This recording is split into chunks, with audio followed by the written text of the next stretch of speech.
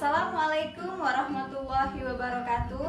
Baik lagi kepada saya Cut Safna, peserta Latsar CPNS Kabupaten Indragiri Hilir, Angkatan 36 Kelompok 1, PPSDM Regional Bandung. Nah, di video ini saya akan menjabarkan tentang analisis isu efektivitas kinerja individu berdasarkan tupoksi. Selamat menyaksikan. Baiklah, yang pertama pra-analisis. Di sini kita mengidentifikasi masalah. Yang kedua, menipis isu menggunakan metode USG. Yang ketiga, ada analisis isunya menggunakan metode Fishbone dan SWOT. Terakhir, penyelesaian isu.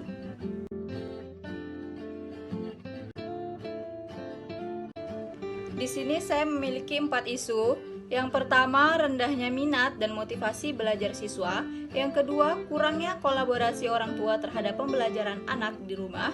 Yang ketiga, kurangnya pemanfaatan media dalam pembelajaran. Dan yang terakhir, kemampuan literasi dan numerasi siswa yang masih sangat minim.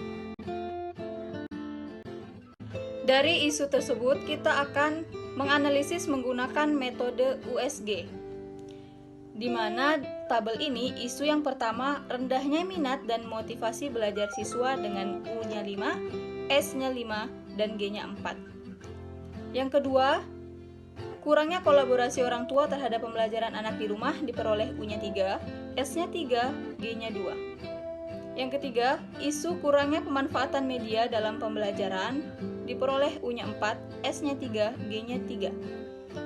Isu yang terakhir, kemampuan literasi dan numerasi siswa yang masih minim memperoleh U-nya 5, S-nya 4, G-nya 3.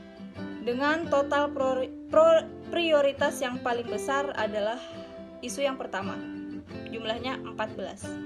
Oh iya, U itu adalah urgensi, S adalah seriousness, dan G adalah growth.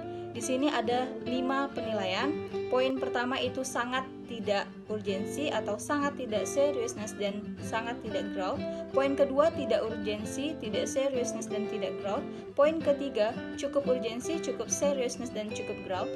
Poin keempat urgensi, seriousness, and growth. Poin kelima sangat urgensi, sangat seriousness, dan sangat growth.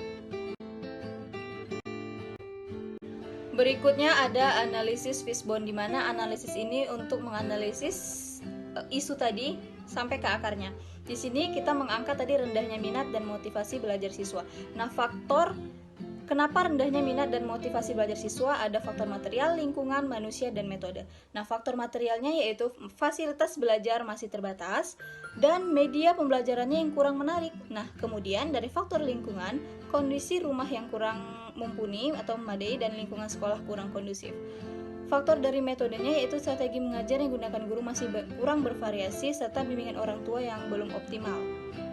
Dari segi manusianya, yaitu guru yang masih monoton, serta siswa yang belum menjadikan belajar itu adalah kebutuhannya.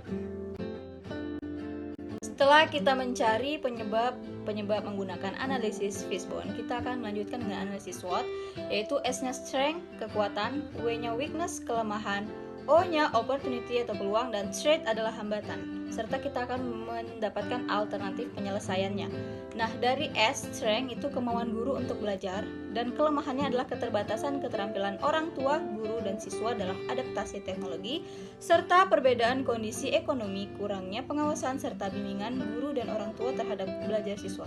Dan peluang di sini adalah baiknya fasilitas tingkat offline dan online.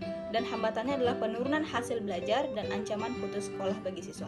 Maka alternatif penyelesaiannya adalah meningkatkan kreativitas dan variasi metode mengajar dengan menggunakan perangkat pendukung proses pembelajaran. Setelah mendapatkan alternatif penyelesaian, saya akan tampilkan di sini rekomendasi penyelesaian isunya berupa tabel, di mana alternatif penyelesaiannya ada 2. Yang pertama, meningkatkan kreativitas dan variasi metode mengajar dengan tahapan setiap alternatifnya dengan mengikuti pelatihan, belajar mandiri melalui YouTube dan sumber lainnya, atau belajar dengan teman sejawat. Dan alternatif penyelesaian yang kedua, menggunakan perangkat pendukung proses pembelajaran. Tahapan setiap alternatifnya itu melakukan konsultasi dengan kepala sekolah dalam melakukan perbaikan sarana prasarana untuk mendukung proses belajar mengajar menjadi lebih efektif, dan diharapkan menggunakan media yang sudah ada tapi tidak terpakai. Kemudian hasil yang diharapkan yaitu dapat meningkatkan kemampuan guru dalam memanfaatkan media pelajaran, adanya variasi metode dan media dalam mengajar, serta proses pembelajaran untuk menjadi lebih optimal.